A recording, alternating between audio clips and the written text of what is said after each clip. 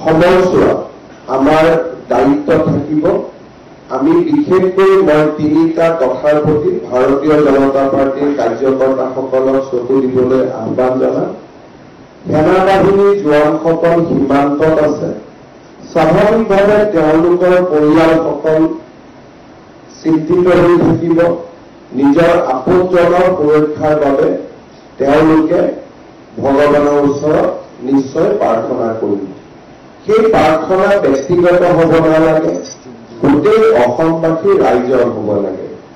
সেইবাবে মই ভাৰতীয় জনতা পাৰ্টিৰ কাৰ্যকৰ্তাসকলক অনুৰোধ কৰিম যে যি গাঁও বা যি নগৰ যি চহৰৰ পৰা সেনা বাহিনীৰ জোৱান আছে তেওঁলোকৰ পৰিয়ালৰ লগত সম্পৰ্ক ৰখা, মাত কথা ৰখা আৰু এই সময়ত তেওঁলোকক যি সহযোগিতাৰ প্ৰয়োজন তাক আগবঢ়োৱা, এইটো হ'ল আটাইতকৈ আমাৰ ডাঙৰ দায়িত্ব।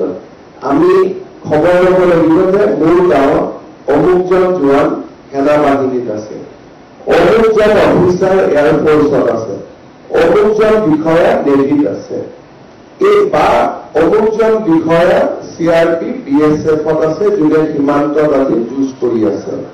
সেই পৰিয়ালসকলক খা খবৰ লৈ থকা, তেওঁলোকৰ ঘৰত অসুবিধা হৈছে, ল'ৰা ছোৱালীৰ অসুবিধা হৈছে, যাতে পৰিয়ালে কৰ্মৰত সেনা বাহিনীৰ জোৱানজনক জনাব নালাগে।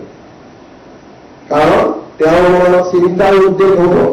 পৰিয়ালৰ প্ৰতি চিন্তা থাকিলে স্বাভাৱিকভাৱে যুদ্ধত তেওঁলোকে মনোনিৱেশ কৰোঁতে ক'ৰবাত নহয় ক'ৰবাত অলপ সময়ৰ কাৰণেও যদি দ্বিতীয় চিন্তা এটা আহে, তাৰ কাৰণে দেশৰ আৰু তেখেতৰ দুয়োজনৰে ক্ষতি হ'ব।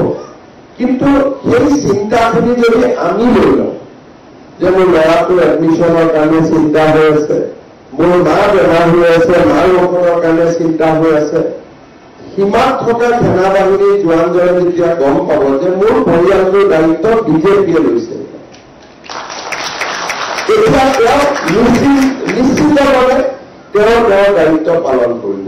মই ৰাজ্যিক সভাপতি দিলীপ শইকীয়া ডাঙৰীয়াক বিনম্ৰতাৰে অনুৰোধ কৰিম যে আমাৰ বুথ কমিটিৰ পৰা মণ্ডললৈকে আমি এটা নিৰ্দেশ প্ৰেৰণ কৰিব লাগে। সেনা বাহিনীৰ জোৱানসকলৰ ঘৰত যোৱা, তেওঁলোকক মাত কথা দিয়া আৰু তেওঁলোকৰ প্ৰতিটো সুখ দুখৰ সমভাগী হোৱা, যাতে তেওঁলোকে নিজকে নিৰাপদ অনুভৱ কৰে। আমি পৰিয়ালটোৱে নিৰাপদ অনুভৱ কৰিব, সেনা বাহিনীৰ জোৱানজনেও নিৰাপদ অনুভৱ কৰিব। আৰু এনেকুৱা বিষয় যদি চকুত পৰে যে নহয় এই বিষয়টো জিলা ৰাজ্যিক পৰ্যায়ত সমাধান হ'ব লাগিব, তেওঁলোকে যাতে খবৰ দিয়ে। এটা মই ভাবো যে আমাৰ দলে আজিৰে পৰা এই কামটোত আমি আমাক নিয়োজিত কৰিব লাগিব। নাম্বাৰ 2, আজি সময় নহয়, কিন্তু এটা সময় আহিব পাৰে যেতিয়া আমি নিজেও প্ৰত্যক্ষ বা পৰোক্ষভাৱে এই যুঁজৰ লগত কৰবাত নহয় কৰবাত আমাৰ সহযোগিতা লাগিব। আটাইতকৈ ডাঙৰ সহযোগিতা হৈছে ব্লাড ডনেশ্যন। যুদ্ধৰ ক্ষেত্ৰত ব্লাডৰ খুবেই প্ৰয়োজন হয় যদি এটা পৰ্যায়লৈকে যুঁজ আগবাঢ়ি যায়। আজি আমি ডনেশ্যন কৰিব নালাগে, কিন্তু ব্লাড ডনাৰৰ এখন তালিকা, যে 1 লাখ মানুহৰ এখন তালিকা, যেতিয়া লাগে অসমে তুৰন্ত 1 লাখ ব্লাড দিব পাৰিব। এই তালিকাখন স্বয়ং যি আমি কওঁ ভলেণ্টিয়াৰ, যে ব্লাড ডনেশ্যনত ভলেণ্টিয়াৰ হিচাপে আমাৰ লগত থাকিব পৰা কিমান ব্যক্তি প্ৰত্যেক বুথত প্ৰত্যেক মণ্ডলত আছে, আমি এখন লিষ্ট বনাম। আমি লিষ্টখন ৰেকৰ্ড কৰিম, কিন্তু সংগ্ৰহ নকৰোঁ, কাৰণ সংগ্ৰহ কৰিলে অথলে যাব। প্ৰয়োজনতহে সংগ্ৰহ কৰিব লাগিব।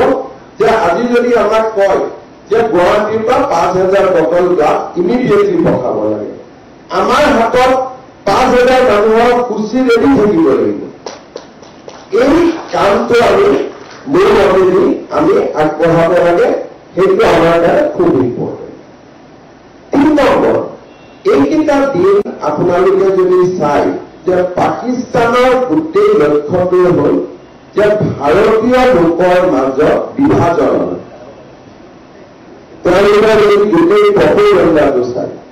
সেইকাৰণে এইকেইটা দিন ভাৰতীয় জনতা পাৰ্টীৰ কোনো কাৰ্যকৰ্তাই, মন্ত্ৰী, বিধায়ক কোনেও এনেকুৱা বক্তব্য ক'তো নাৰাখিব যোনে আমাৰ মাজত থকা একতা কৰবাত নহয় কৰবাত হানি কৰিব পাৰে।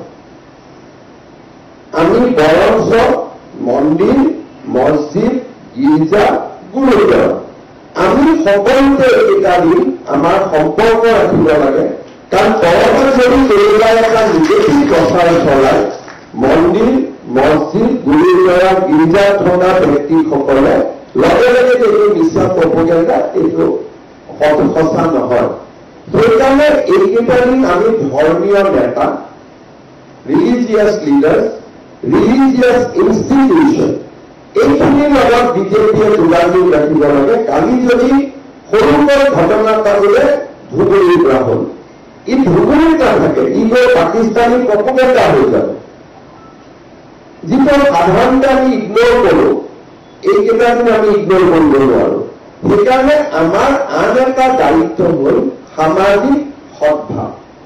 এইকেইটা দিন আমি সামাজিক সদ্ভাৱ ৰাখিব লাগিব। সামাজিক সদ্ভাৱ ৰখাৰ এটা ডাঙৰ পথ হৈছে যে আমি আমাৰ অঞ্চলত নিজ নিজ ৰিলিজিয়াছ লিডাৰৰ লগত আমাৰ সম্পৰ্ক স্থাপন। যে আজি যদি কিবা এটা ঘটনা হৈছে য'ত নেকি পাকিস্তানে প্ৰপেগেণ্ডা কৰিছে এগেইনষ্ট হিন্দু, তেতিয়া হিন্দুৰ মন্দিৰৰ পূজাৰীজনে ক'ব যে নাই এইবিলাক বিশ্বাস কৰা নহয়তো পাকিস্তানী। কোনোবা নহয় ভাৰতত খ্ৰীষ্টিয়ানৰ ওপৰত অত্যাচাৰ চলিছে, গীৰ্জাৰ ৰাজজনে ক'ব যে ইয়াত একো হোৱা নাই, এইবিলাক কি কৰিছে, বোলে মুছলমানৰ ওপৰত কিবা হৈছে, তেতিয়া মৌলবীজনে ক'ব ইয়াত একো নাই। শিক্ষৰ ওপৰত হৈছে, গুৰুদ্বাৰা গীৰ্জাত থাকিব, তেখেতে ক'ব যে আমাৰ ইয়াত একো হোৱাই নাই। যেতিয়া চাৰিজনে কৰিব তেতিয়া একো হোৱা নাই।